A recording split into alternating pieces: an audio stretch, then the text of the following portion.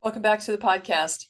I'm Audrey Rindlisbacher, author, podcaster, curriculum writer. You can find all the things that I've created over at audreyrindlisbacher.com. Thanks for joining me on the podcast again. Share it, like it, review it, all of those good things if it's something that blesses your life and you think it could bless others' lives. As you know, this is where we talk about how the truth can set you free, because we explore what truth is in the form of natural laws, principles, and as you know, as I've mentioned before, I have been making a more in-depth study of natural law. I've been talking about it for a really long time, but I've got some good books that are giving me even more of the history, and I've been going through some of those original writings. So I wanted to share something with you today. I'm going to try really hard to explain this really well, because if I can help you get it, then it's pretty inspiring. It's really it's a cool idea about who we really are and what we're really capable of. So if you go back to Plato, Plato taught that there's 4 levels of reality. Okay.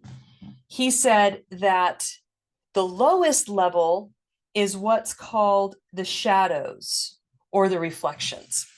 So if you've ever heard of the allegory of the cave or Plato's cave, I'm going to give you a little synopsis right now so you have a frame of reference. So Plato, in his Republic, he tells this, he gives this allegory, this example for how he's trying to explain the nature of reality. And he says, okay, so imagine a cave.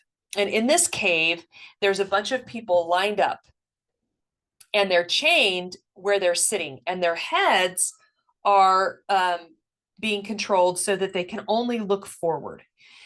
And these people in this cave that are chained down are looking at a wall in front of them. And on that wall is displayed shadows. And they watch these shadows and they think that that's all there is, because that's all that they can see is the shadows of things. But in fact, behind them, there's a fire. And there's people behind them that have the real thing, the object, in their hands, and they're putting that object in front of the fire, and so that it will reflect a shadow onto this wall. And so there are these real objects, but these objects are creating shadows, and the average person is simply only seeing the shadows. He said that the role of the philosopher is to release that individual from their chains. And as you release them from their chains, they will basically begin to see higher and higher levels of reality. Okay. And they won't just only see those shadows and respond to the shadows. They'll see the other pieces of reality. And when they do, they'll turn around and they'll see the real objects, whether it's a little person, a little horse, whatever it was that was the object that was creating the shadow. They'll see that there's more to reality than just the shadows. There's these actual objects. And so they're seeing more of the nature of reality. They're getting a larger grasp on how the world really works, but they're still stuck in a cave. And so what you have to do as an educator or a philosopher or a leader is you have to lead them out of the cave. And he explains how when they first come up out of the cave, the light is going to pierce their eyes. It's going to be incredibly painful. It's going to be very difficult to see things clearly. They're going to have to squint and shield their eyes. They're going to have to spend more time in the shadows at first, because they will be totally unacquainted with the brightness of the sun. And he says they'll begin to look around and they'll begin to see that the objects that they were looking at that were creating shadows in the cave are here actually in their real natural state. And that they are now really seeing the true nature of reality. And he says eventually they'll become so familiar with the things in the real world that they can look up to the sun and see that the sun is the most real thing, and the sun is the thing that's making it possible to see all of these things. So what he called these when you go up out of the cave and you come into reality, the things that you're looking at are what he calls forms. They're the real thing. And so the way that he described the nature of reality was like this. There are real objects in the world. And often, and those can include really key ideas. And most people just see shadows of those things. We see the objects themselves, but we also see reflections of them. So we don't see their true nature. We don't know how things really are. We're seeing the shadows of how they are. A good example of this might be something that happened in history, and you're reading a textbook that's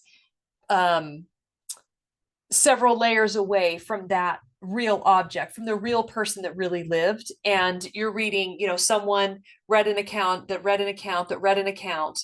And if you really want to know that person or that thing in history, you have to go back to the real thing and get acquainted with that real evidence of that real thing. You have to get to know, if you really want to know a tree, you have to spend a lot of time really getting to know it. What you're looking at often is just kind of reflections of the real things, or your assumptions about what they really are. We do this with other people all the time. Other people are real objects in the world, and we see reflections and shadows of them because we don't really know them.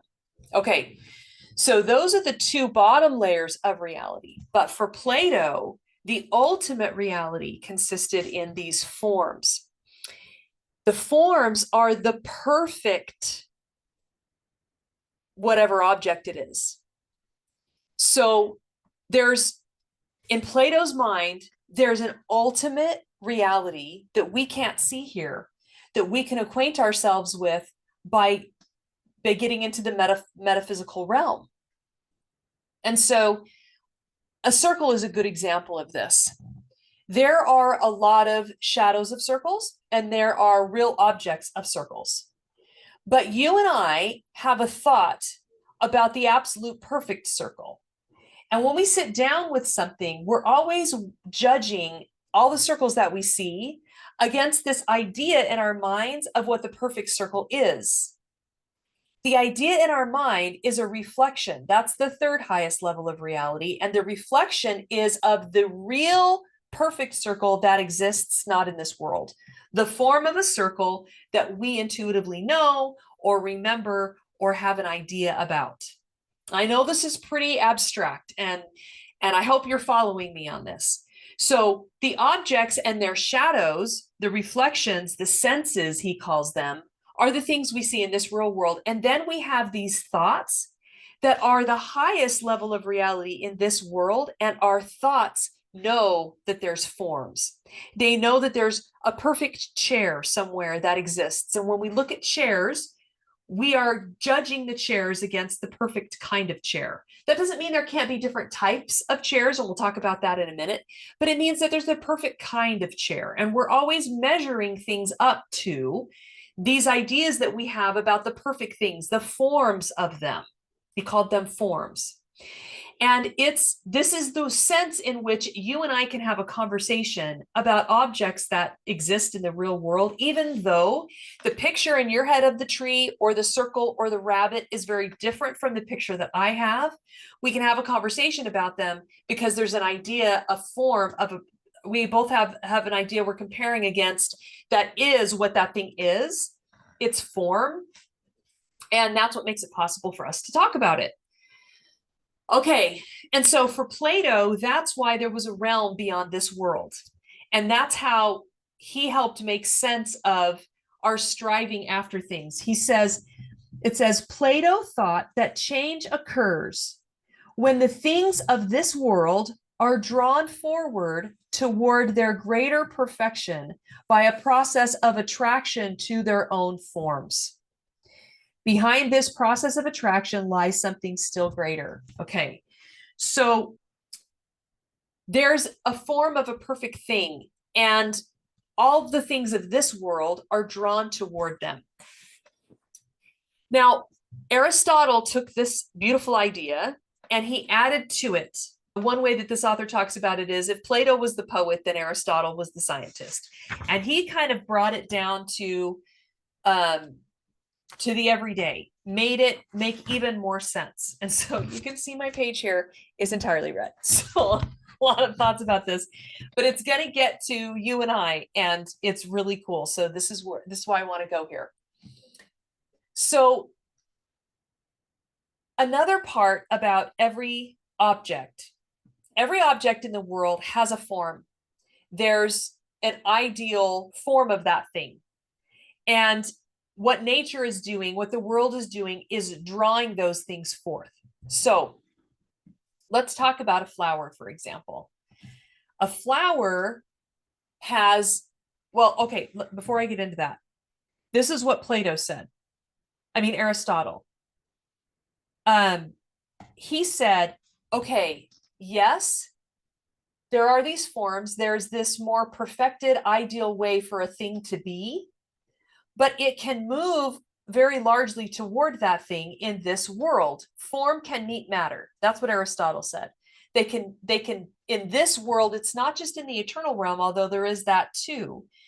For these things, this matter, all the objects in the world, he said they have substance. This is where it gets really cool. Okay. So Aristotle said this. He said, all things are made of matter. Our senses tell us that. We know that they're made of stuff. We know that there's matter to us and matter to flowers and matter to water. But there's a second basic constituent, and that's the form. So he came up with a thing called a substance, which is a composite of form and matter, and form and matter are inseparable. So Aristotle said, this ideal of this thing doesn't just exist in the eternal realm, it exists here too. Most things don't reach it, but we move toward that perfection here. Okay. So he says that the form of a thing is its core essence, and it gives the thing its intrinsic nature and ensures that it unfolds as it should to realize its nature. He says matter functions purely passively, but form is the active principle in all things. So you have two things going on in your nature. And for those that are religious, the way you might think about this that might be helpful is your soul and your body, your spirit and your body. So what Aristotle is saying is that okay, so let's think about a flower. This will be a helpful way to think about it. A flower comes from a seed. And even when it's just a seed, the essence of what it is, its form, its perfect way of being is already existent in it. It's already there. Okay. And if it has the external circumstances properly arranged, if there's nutrients and there's soil and there's water and there's sunshine, then its essence, its true nature, its ideal will begin to be manifest. And it will grow and grow and grow as the external circumstances nurture it to reach its potential. He says, since knowing a thing's nature is to understand what it should be at its best, each thing's form is key to understanding its telos, the end or form of excellence at which it aims. So we have this idea of what a perfect rose looks like. And we're always trying to help nurture the rose to get it to the perfect form that we envision. And one of the things that people say in today's world with their relativistic attitude is that there's so many different ways of perceiving a perfect rose that we can't ever say that there's ever an ultimate standard of beauty, but that's not true, because what we understand as a perfect rose is so almost exactly the same and so uniform that is the standard of beauty. You know, we don't love roses that are withered, that have all their petals off. That's not a beautiful rose. The beautiful rose is the one that has reached its potential, that has become the best that a rose can be, And that is what is ultimately good and true and beautiful. And we strive for that. Okay, so then the form, the essence of the thing, its ideal way of being helps us understand its end, its goal, why it was created, what's it supposed to be, what's it supposed to become. And by having that form, that image in our mind, we can help work with it to make it that. Does that make sense? So we're grooming a horse, or we're cutting back a tree, or we're training a dog. And we have an idea of what it is for that thing to reach its potential, to be the best dog, to be the best horse, not the one that we would want, not the one we're trying to make it be, but the one that it potentially can be, its potential. And this is, in fact, let me read you this. It says, potentiality is one of Aristotle's most original flashes of insight. That the essence of the thing, its form, this highest level that Plato talked about, is already in it. And the reason I kept thinking about this when I was reading this section is because I kept thinking about how often I hear from people about, they're not enough and they're never going to be enough and they're not perfect and they're never going to be perfect. And this oppressive idea of perfection always weighing on them. Like that they can't become, they can't grow, they can't be different, they can't change. But what Aristotle is teaching is that your essence, your potential is already in you. It's already part of your form. Your form is already inherent in you. And what we're doing with so many things out in the world is we're trying to help them reach the end for which they were created, the end to help them be the best that they can be, help them be excellent. Now, Aristotle talks about properties. Properties are just the nature of the thing. Some, different trees have different properties, different birds have different properties, but they're all the same form. They're all birds because they have the same end goal. They have the same potential. They have the same excellence that they can achieve. If a bird doesn't fly, then we don't think it's reaching its potential. We don't think it's an excellent bird, unless it's a bird that can't fly. You know what I'm saying? And so the properties are just what it's like. It's how you would describe it. And the properties are accidental. You can't usually control a lot of the properties of the thing. But the substance, its form and its matter, is what can be groomed and sculpted to become most excellent. So then the question becomes, what are human beings then? What are they formed for? What is the end goal? How and the way that the ancients would talk about this and figure this out is they would ask about a thing like the example of the birds. What can birds do that nothing else can do? Well, then that's at least part of what they were created to do, to be. And so the easy answer for human beings is the thing that human beings do. There's two things that make them radically different than anything else on the earth. And that is their reason and their free will. And so if their reason makes them different, then they should use their reason to meet their potential. And what the ancients would say is that their potential is to be virtuous. So he says, all the things in the ordinary world, water, seeds, men, have potentialities, latent capacities waiting to be actualized given the right external causes. So this is like the flower that needs all the water or it's just going to die and it's not going to meet its potential. And this is interesting. It was also really interesting to me, especially for those who have been in the academy or know anything about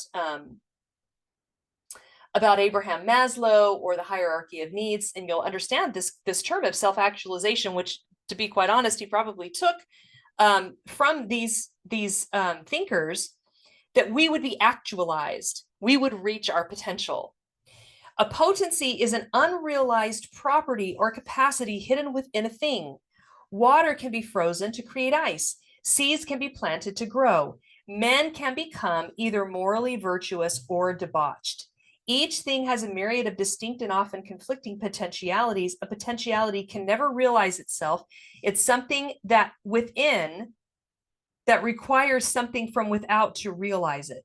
So just like Plato said, there's a force. Scott Peck called this grace. There's a force that moves us towards our potential, and the greatest potential for mankind is to pursue the good, the true, and the beautiful, to be as virtuous as they can possibly be, to use their reason to perfect themselves. Not perfect themselves, but to reach their potential, to become self-actualized. And external circumstances do matter, but what's different about mankind is that we have free will. So this is the point I wanted to get to, and the point I want to make with you today.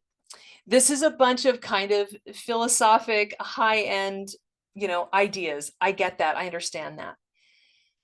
But if you can if you can get your mind around what these men are saying, they're trying to explain why things are the way that they are, why we have idealized